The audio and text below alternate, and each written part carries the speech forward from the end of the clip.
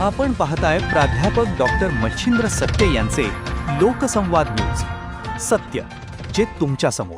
महाराष्ट्र सरकारने एक महत्त्वाचा निर्णय घेतला आहे. दिवंगत माजी उपमुख्यमंत्री स्वर्गीय अजितदादा पवार यांच्या जयंतीचा शासकीय स्तरावरील अधिकृत राष्ट्रपुरुष आणि थोर व्यक्तींच्या यादीत समावेश करण्यात आलाय. त्यामुळे येत्या 22 जुलै रोजी राज्यभर त्यांची पहिली शासकीय जयंती साजरी केली जाणार आहे.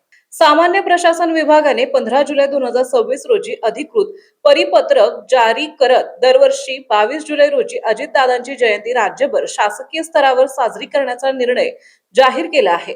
राष्ट्रवादी काँग्रेसचे ज्येष्ठ नेते हसन मुश्रीफ आणि छगन भुजबळ यांनी मुख्यमंत्री देवेंद्र फडणवीस यांच्याकडे लेखी निवेदनाद्वारे ही मागणी केली होती. त्यानंतर राज्य सरकारने या प्रस्तावाला मंजुरी देत हा महत्त्वाचा निर्णय घेतला आहे.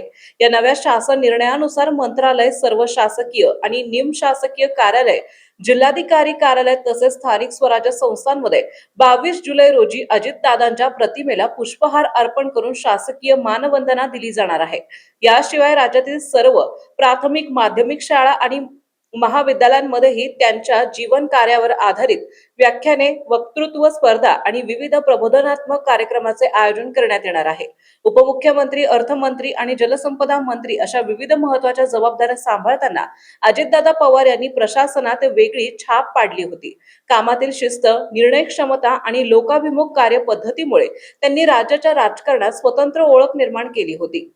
28 जानेवारी रोजी झालेल्या विमान अपघातात त्यांच्या निधनानंतर राज्यभरातून शोक व्यक्त करण्यात आला होता. आता त्यांच्या जयंतीला शासकीय मान्यता मिळाल्याने त्यांच्या कार्याचा सन्मान करण्यात आला असून त्यांच्या लोकसेवेचा वारसा पुढील पिढीपर्यंत पोहोचवण्याचा प्रयत्न या निर्णयातून केला जाणार आहे. येत्या 22 जुलै रोजी संपूर्ण महाराष्ट्रात शासकीय स्तरावर अजितदादा पवार यांचे स्मरण करण्यात येणार असून हा निर्णय त्यांच्या कार्याला दिलेली विशेष मानवंदना म्हणून पाहिली जात आहे.